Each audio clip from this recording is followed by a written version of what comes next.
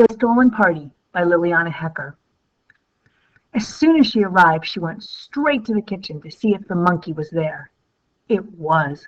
What a relief! She wouldn't have liked to admit that her mother had been right. Monkeys at a birthday party, her mother had sneered. Get away with you believing any nonsense you're told. She was cross, but not because of the monkey, the girl thought. It was just because of the party. I don't like you going, she told her. It's a rich people's party. Rich people go to heaven too, said the girl, who studied religion at school. Get away with heaven, said the mother. The girl didn't approve of the way her mother spoke. She was barely 9, and one of the best in her class. I'm going because I've been invited, she said, and I've been invited because Luciana is my friend. So there. Ah, yes, you're a friend, her mother grumbled. She paused. Listen, Rosaura, she said at last. That one's not your friend. You know what you are to them? The maid's daughter. That's what. Rosaura blinked hard. She wasn't going to cry. Then she yelled, Shut up! You know nothing about being friends. Every afternoon, she used to go to Luciana's house, and they would both finish their homework, while Rosaura's mother did the cleaning. They had their tea in the kitchen, and they told each other secrets. Rosaura loved everything in the big house, and she also loved the people who lived there. I'm going because it will be the most lovely party in the whole world. Luciana told me it would. There will be a magician, and he'll bring a monkey and everything. The mother swung around to take a good look at her child and pompously put her hands on her hips. Monkeys at a birthday party, her mother had sneered. Get away with you believing any nonsense you're told. Rosaura was deeply offended. She thought it unfair of her mother to accuse other people of being liars simply because they were rich. Rosaura, too, wanted to be rich, of course. If one day she managed to live in a beautiful palace, would her mother stop loving her? She felt very sad. She wanted to go to that party more than anything else in the world. I'll die if I don't go, she whispered, almost without moving her lips. And she wasn't sure if she'd been heard, but on the morning of the party, she discovered that her mother had starched her Christmas dress. I skipped too far.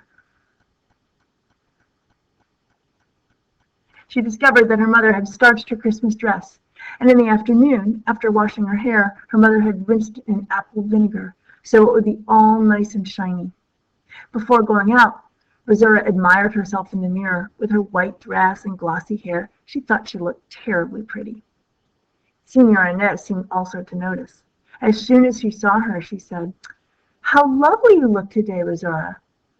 Rosaura gave her starched skirt a light toss with her hands and walked into the party with a firm step. She said hello to Luciana and asked about the monkey. Luciana put on a secretive look and whispered into Rosaura's ear, He's in the kitchen, but don't tell anyone, because it's a surprise. Rosaura wanted to make sure. Carefully she entered the kitchen, and there she saw it, deep in thought inside its cage. It looked so funny that the girl stood there for a while watching it, and later, every so often, she would slip out of the party unseen and go to admire it. Rosaura was the only one allowed in the kitchen. Señora Inez had said, You, yes, but not the others. They're much too boisterous. They might break something. Rosaura had never broken anything. She even managed the jug of orange juice, carrying it from the kitchen into the dining room. She held it carefully and didn't spill a single drop. And Señora Inez had said, Are you sure you can handle it? Next page. Are you sure you can manage a jug as big as that? Of course she could manage. She wasn't a Butterfingers like the others, like that blonde girl with a bow in her hair. As soon as she saw Rosaura, the girl with the bow had said, And you? Who are you?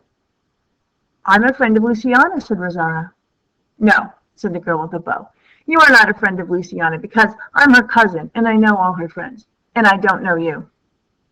So what, said Rosaura. I come here every afternoon with my mother and we do our homework together. You and your mother do your homework together? Asked the girl, laughing. I and Luciana do our homework together, said Rosaura very seriously. The girl with the bow shrugged her shoulders. That's not being friends, she said. Do you go to school together? No. So where do you know her from? Said the girl, getting impatient. Rosaura remembered her mother's words perfectly. She took a deep breath. I am the daughter of the employee, she said. Her mother had said very clearly, if someone asks you, you say you're the daughter of the employee, that's all. She also told her to add, and proud of it. But Rosaura thought that never in her life would she dare say something of the sort. What employee? Said the girl with the bow. Employee in a shop? No, said Rosaura angrily. My mother doesn't sell anything in a shop, so there. So how come she's an employee? Said the girl with the bow.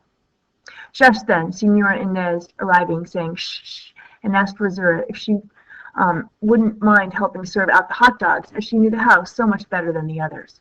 See, said Rosaura to the girl with the bow, and when no one was looking, she kicked her in the shin. Apart from the girl with the bow, all the others were delightful. The one she liked best was Luciana, with her golden birthday crown. And then the boys.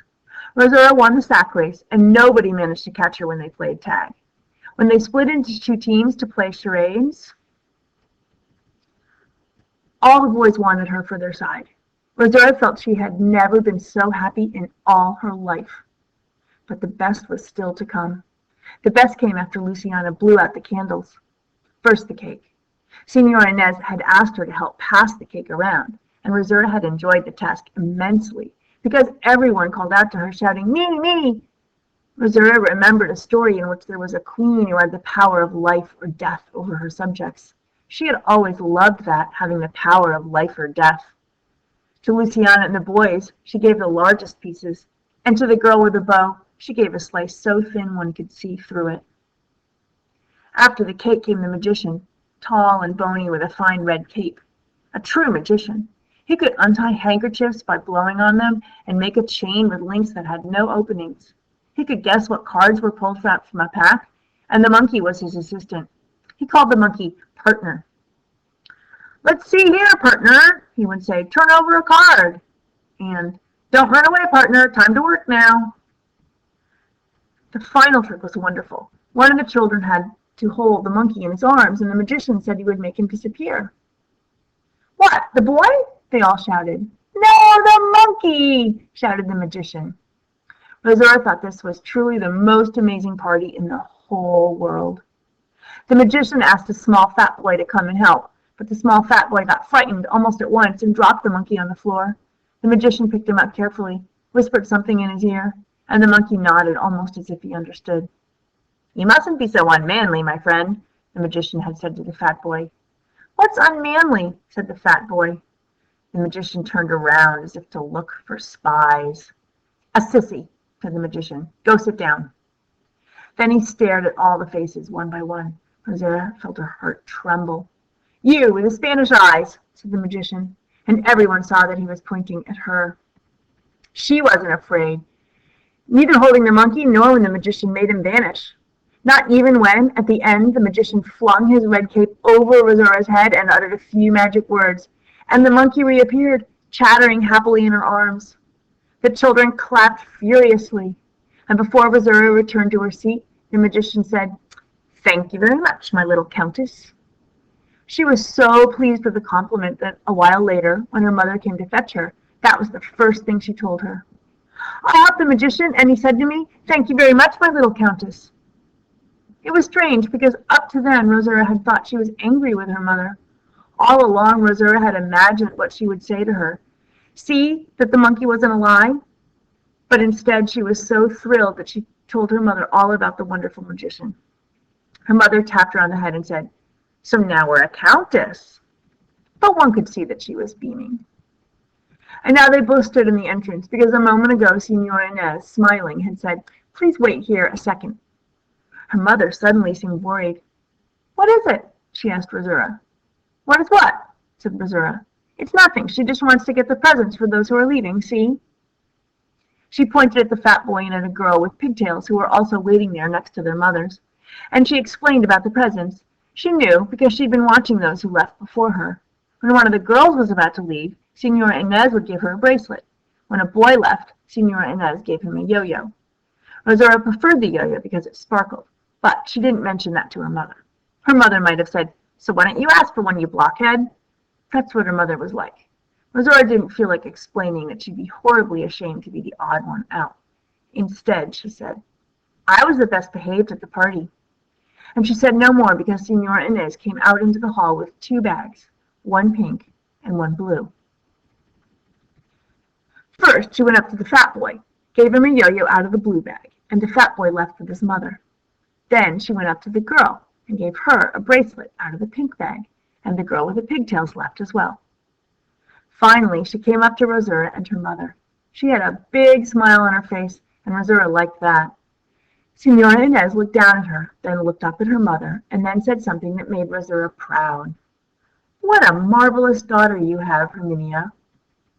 For an instant, Rosura thought that she'd give her 2 presents, the bracelet and the yo-yo. Senora Inez bent down as if to look for something. Rosura also leaned forward, stretching out her arm, but she never completed the movement. Senora Inez didn't look in the pink bag, nor did she look in the blue bag. Instead, she rummaged in her purse. In her hand appeared 2 bills. "You really and truly earned this, my pet," she said. "No, you really and truly earned this," she said, handing them over. "Thank you for all your help, my pet." Rosura felt her arms stiffen, stick close to her body, and then she noticed her mother's hand on her shoulder. Instinctively, she pressed herself against her mother's body. That was all, except her eyes. Rosura's eyes had a cold, clear look that fixed itself on Senora Inez's face. Senora Inez, motionless, stood there with her hand outstretched, as if she didn't dare draw it back, as if the slightest change might shatter an infinitely delicate balance.